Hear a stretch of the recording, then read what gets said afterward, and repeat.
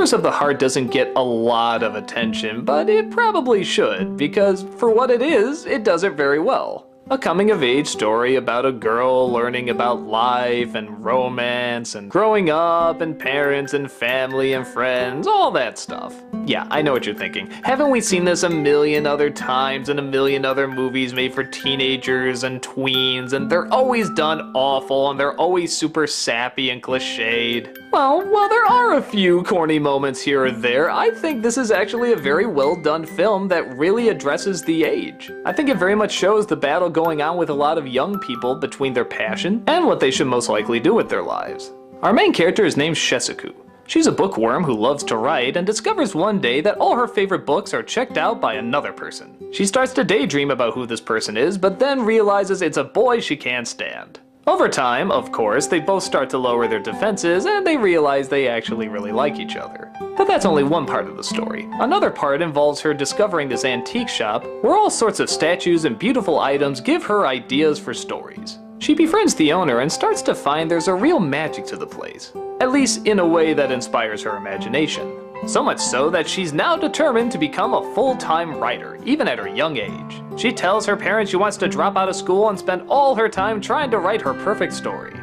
The parents, respectful that she wants to choose her own path, perhaps even a little too respectful, allow her to leave for a bit so she can do exactly that. Yeah, some would argue not the best choice, but then again, she does obviously learn her lesson, and I don't know, it's a little controversial, but it's an interesting talking point. And once again, that's kind of the very simple story. We're just following her around, seeing what her life is like, as she herself is trying to figure out what her life is like. Where is she going? What does she want to do? What's her destiny? What's her calling? All that fun stuff that teenagers ask themselves a million times when they're younger. The film has a lot of charm and even a lot of drama, but as before, there's not a ton of story. So again, if this is something that doesn't grab you, you can probably pick it up very quick. But I personally saw it as one of those annoying teen romp stories that were constantly advertised in America in the early 2000s, and hell, even nowadays, I'm sure, that's actually done right and done with respect to its main characters, and just young people in general. You kinda get sucked into her stories, you really enjoy her relationship with the man who owns the shop. You kinda hope in a strange way maybe her and the boyfriend can get together even though they may not be perfect, or maybe they are perfect, I don't know, it's young love and that's the point of it.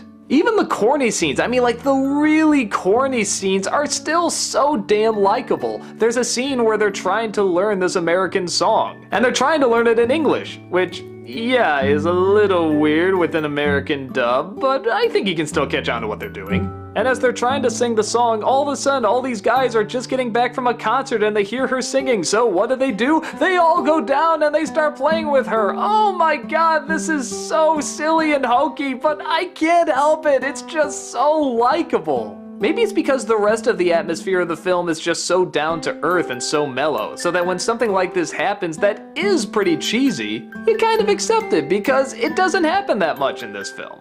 A kind of corny moment can play okay as long as the rest of it is mostly grounded in reality.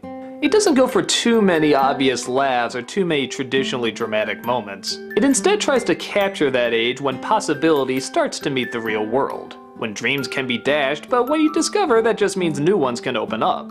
The voice acting once again is very nicely done. I heard the girls that were best friends in this were actually best friends in real life, so they worked off each other much more naturally.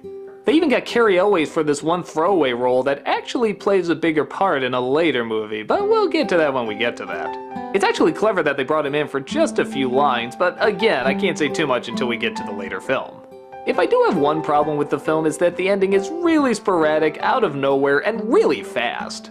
I mean, there's like no lead into the credits. It's like somebody says a line and then suddenly we're against these pretty buildings with a nice song playing with the credits rolling.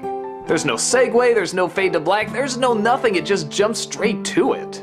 And yeah, I kinda get the idea with the final line, it's puppy love, it's that age, it's all about falling in love at this certain point in time and how you are and you rush into things. It's still weird.